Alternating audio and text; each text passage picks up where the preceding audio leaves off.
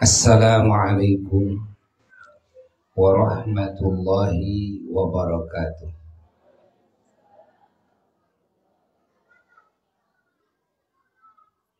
Alhamdulillah wa afdhalus salati wa atammut taslimi ala sayyidina wa maulana Muhammad wa ala alihi wa sahbihi wa mawalah. Wala haula wala quwwata illa billah, amma ba'd.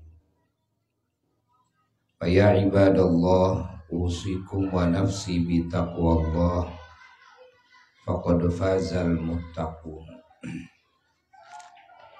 Hadirin hadirat, para jamaah yang mulia, alhamdulillah kita masih dikasih umur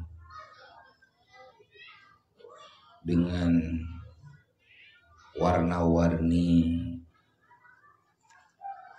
pemberian Allah, warna-warni nikmat dari Allah, warna-warni anugerah dari Allah, terkhusus nikmat iman dan Islam. Setelah Allah menganugerahkan iman Islam kepada kita, Allah menjaganya sampai saat ini. Semoga terus dijaga oleh Allah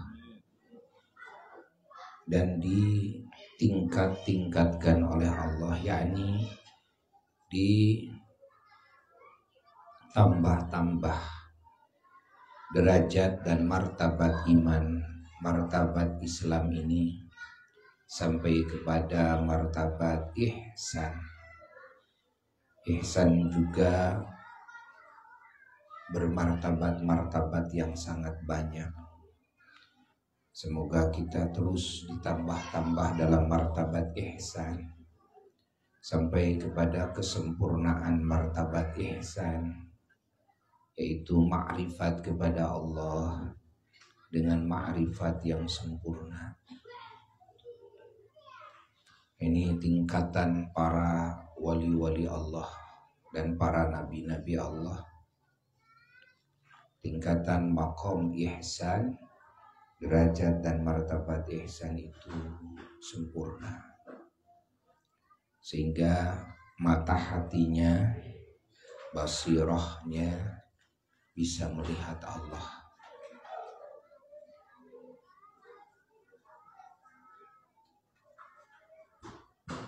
Dan kita juga bersyukur kepada Allah, kita dikasih kemampuan hadir dalam majelis ilmu, hadir dalam majelis zikir, yang mana majelis ilmu ini, majelis zikir ini adalah dua surga yang dijadikan batu loncatan oleh Allah bagi hamba-hambanya untuk nanti oleh Allah dimasukkan ke surga akhirat. Maka batu loncatannya itu adalah surga dunia yang dua, yaitu majelis ilmu dan majelis zikir. Dan dengan melalui majelis ilmu, pengetahuan dalam hati kita kepada Allah, pengetahuan dalam hati kita kepada wahyunya, ajarannya, pengetahuan dalam hati kita kepada para utusannya, para nabinya, terkhusus junjungan alam Kangjeng Nabi Muhammad SAW, juga kepada para ulamanya, para walinya, para syuhada, para sholihin, akan semakin luas pengetahuan ini.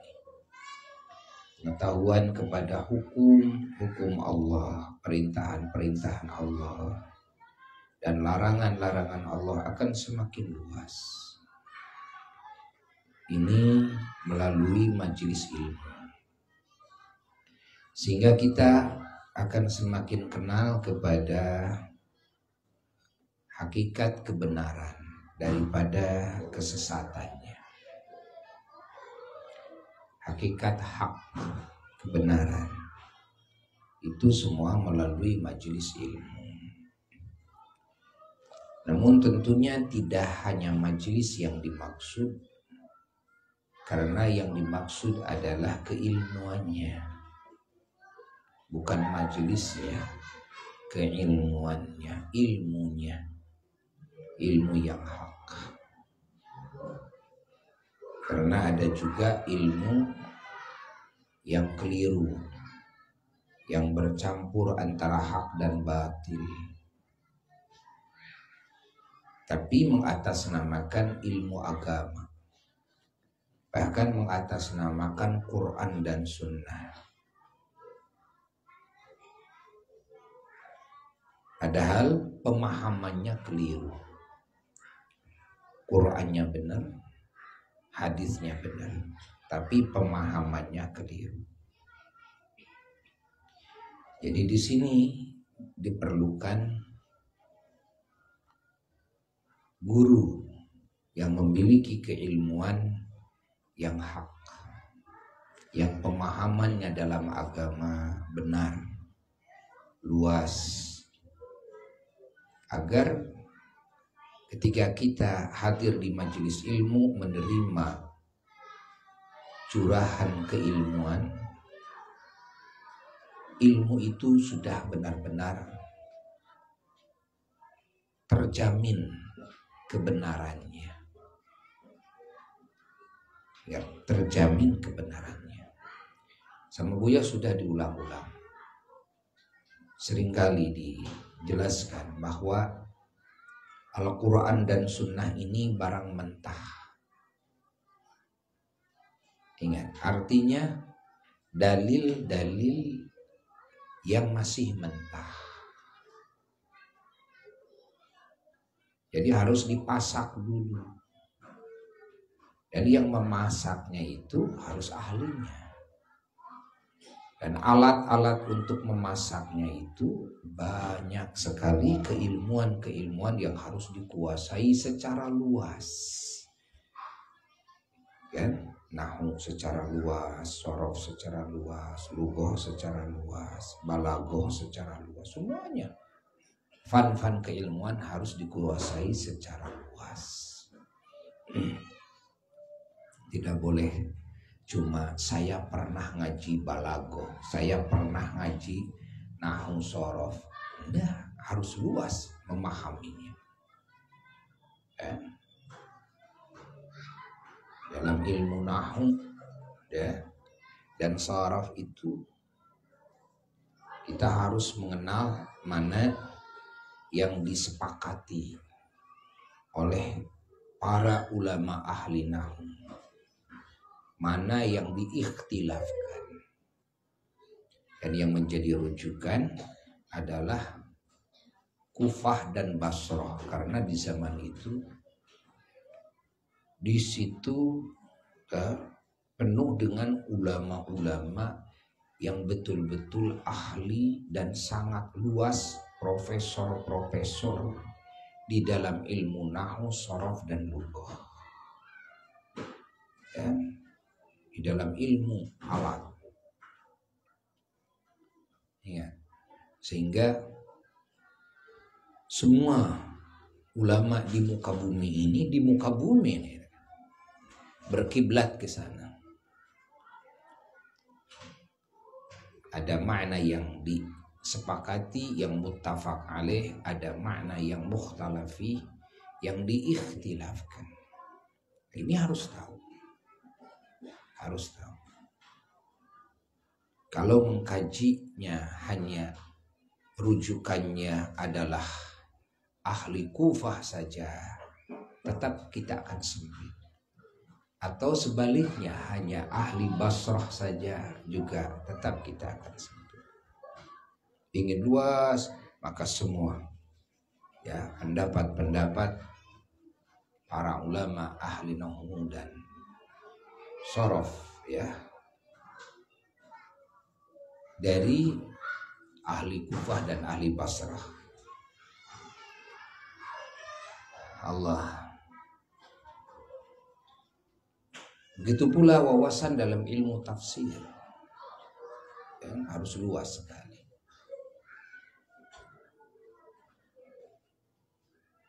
Wawasan dalam ilmu hadis harus luas sekali. Wawasan dalam ilmu fiqih dan usul fiqihnya harus luas sekali.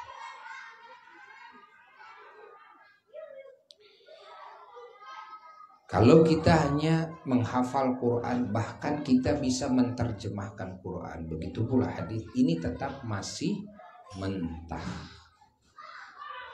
Tidak bisa. Banyak nas-nas Quran, nas-nas hadis yang dohirnya berbentrokan. Kalau berbentrokan, kita harus ngambil yang mana? Ya. Menurut hadis ini begini, menurut hadis ini sudah berbeda. Kita harus bagaimana sikap kita? Nah ini kalau tidak luas, tidak bisa.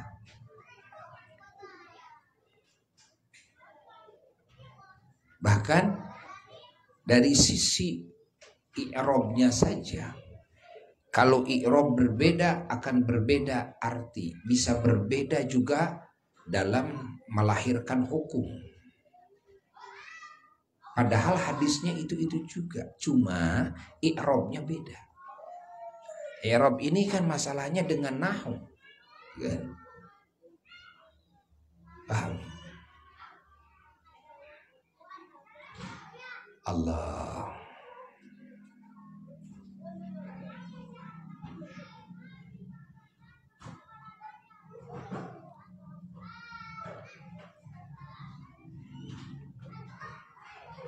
Begitu pula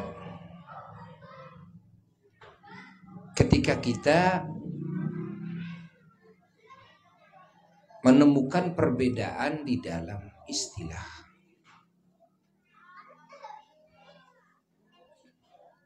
Ini bisa melahirkan makna yang beda. Begitu pula ketika kita menemukan perbedaan qiraat, bacaan Quran. Kan? Ini bisa saja terjadi lahir makna yang berbeda dari perbedaan bacaan Al-Quran. Maka juga dari i'rab Quran. Dari i'rab Quran yang berbeda bisa melahirkan makna yang berbeda. Bisa melahirkan hukum yang berbeda. Maka tidak bisa hanya sekedar mengenal, menghafal Al-Quran dan hadis saja, tidak. Maka para ulama-ulama mujtahid, artinya mereka ulama-ulama yang sangat luas dalam seluruh keilmuan yang berkaitan dengan Quran dan Sunnah, yang berkaitan dengan cara melahirkan hukum dari Quran dan Sunnah.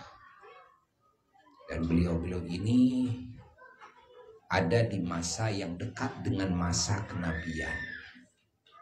Beliau-beliau ini ada di masa keilmuan, keemasan dalam keilmuan. Ya. Seperti siapa? Seperti para tabi'in, para tabi'in. Bahkan di kalangan mereka, lugoh memang sudah bahasanya. Balagoh memang sudah wataknya, kebiasaannya, kan? Kalau kita kan mau mengatakan kalimat-kalimat ya yang mengandung balagoh ini, wah kita mah harus mikir, Kalau para tabi'in, tabi'in, para sahabat memang alamnya seperti itu. Ya. Alamnya seperti itu. Mereka orang-orang yang bukan cuma tahu, tapi memang kata-katanya, hari-harinya itu ya sudah balago. Dan penuh dengan balago. Kata-kata baligh, ya. Mantik bukan dalam pemahaman atau bukan dalam pengkajian, tapi mantik itu memang kata-katanya, obrolannya sudah mantiki, sudah begitu, sudah jadi. Dari mulai lahir, gitu kan, sampai wafat memang sudah begitu. Ya. Allah berbeda dengan kita. Kita mah malah kebanyakan, maaf, ya. Ini kebanyakan hasil riset. Ngaji ilmu mantik, ngaji ilmu balaghah. Itu hanya dalam pengkajian saja. Saya tahu ilmu balaghah. Kalau disuruh ngebahas kitab, ya, balaghah saya bisa. Bahas kitab mantik saya bisa. Ya, menerjemahkan saya bisa, tapi kalau saya ngomong sehari-hari yang mantiki dengan balighi tidak bisa. Tidak bisa. Seperti ngaji ilmu arud. Ngaji ilmu arud dalam pengkajian, tapi tidak bisa kan mengungkapkan kalimat-kalimat syi'riyah kan? Ingat, karangan sendiri. Jadi ngaji ilmu arud untuk apa? Ya, untuk supaya saya bisa mengetahui, gitu kan? Syair-syair orang lain. Kamu bikin sendiri, tidak bisa. Ya, tidak bisa. Kitanya juga orang Indo. Nah, sementara ilmu arud digunakan dalam bahasa Arab. Ada dalam arudnya tepat, tapi maknanya tidak baligh. Tidak ada balaghahnya. Kan? Seperti itu. Kan nanti diketawain. Artinya itu sangat, ya, itu bukan syair yang keluar dari lisan orang yang ahli dalam balaghah. Bukan. Walaupun bisa syair dengan bahasa Arab. Walaupun sesuai dengan ilmu arudnya. Baharnya ini, bahar ini, bahar ini. Coba maknanya bagaimana. Kan? Balaghah atau tidak. Bahasa Arab, orang Arab saja hari-harinya bahasa Arab. Tapi kan tidak penuh dengan makna balaghiyah. Kan? Tidak mantikiyah. Apalagi orang Indo yang kesana kerja di sana. Ya, dengan bahasanya bahasa Arab pasar istilahnya. Bahasa Arab pasar juga antara bahasa Arab pasar yang orang Ajam itu luar Arab seperti orang Indo, dan bahasa Arab pasar orang Arabnya sudah jauh berbeda. Kan? Tapi kok itu pinter, jago bahasa Arabnya, dia jadi pembantu, jadi sopir, jadi apa di sana, jago bahasa Arabnya kalau ngobrol dengan majikannya, dengan orang Arab. Ingat, dia itu jago, kan? Tapi jangan dianggap bahwa bahasa Arab ini yang pasar ini sama dengan kebiasaannya bahasa Arab pasar orang Arab. Tidak. Tapi kan orang Arab ngobrolnya juga sama dia nyambung, kan? Ingat, itu istilah kita tanazul. Apa tanazul itu? Orang Arab yang memang, kan, sengaja pindah ke habitat, kan, TKI, kan, ke habitat orang Ajam, ke habitat orang Indo, kan? Karena memang orang Arab tahu orang Indo ini begini ngomongnya, maksudnya begini. Jadi orang Arab tahu maksudnya, akhirnya orang Arab ngikuti kepada, kan, kebiasaan dalam lugohnya, bahasanya orang-orang Indo kan, yang berbahasa Arab dengan bahasa Arab pasar. Tapi kalau kita menyelami kepada bahasa Arab pasarnya orang Arab, ya jauh. Orang Indo aja ndak akan bisa, ndak akan ngerti gitu kan. Bahasa Arab pasarnya orang Arab yang biasa digunakan antara mereka, ya kan? Antara mereka. Nah, pahami oleh kita, ya, pahami oleh kita. Apalagi kalau berbicara bahasa Arab yang fasih, kan? Maka di sini perlunya ada guru, ya, perlunya ada guru. Tidak sekedar keilmuan saja, tapi mu'allim, ya, pengajar, ya, pengajar. Makanya Buya juga tidak sembarang kalau ngundang kiai siapa yang ngomong. Buya juga kepada jamaah mengarahkan, kalau mengundang ustadz atau mubalik yang akan berbicara menyampaikan keilmuan, kan, dia harus benar-benar alim. Dia alim. Kalau ingin mendapatkan tarbiyah, dia harus murabbi, kan? Apalagi kalau ingin kita dapat barokah, yang didatangkan harus ahli barokah. Kalau ingin dapat ijabah doa, yang didatangkan harus orang yang diijabah doanya. Bukan orang yang menggelegar kalimat doanya, tapi orang yang diijabah doanya walaupun mulutnya tidak pernah mengeluarkan kalimat sepatah dua patah kata. Gitu kan? Paham tidak? Jelas tidak?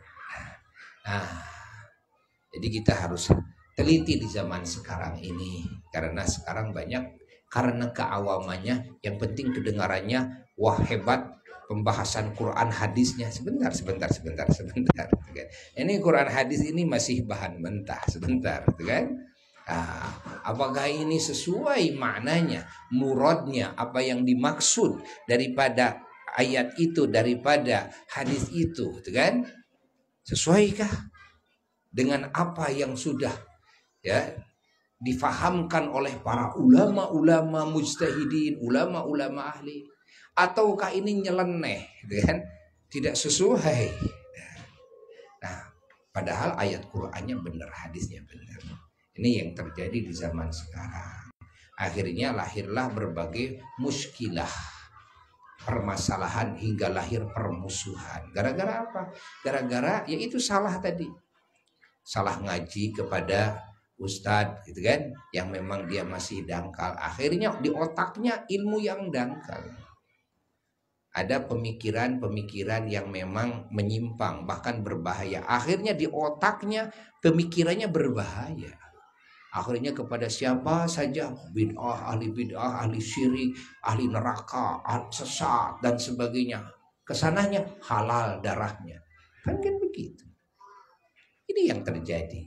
Sehingga terjadi berani membunuh kepada sesama muslim, itu dari pemikiran yang tadi, ya, yang dangkal itu. Allah, mudah-mudahan kalimat ini manfaat, ya, khususnya bagi yang ngomongnya, umumnya bagi yang mendengarkannya.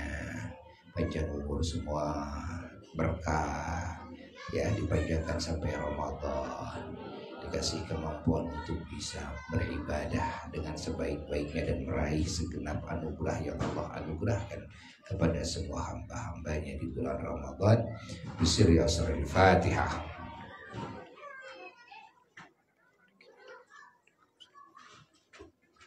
Wassalamualaikum warahmatullahi wabarakatuh.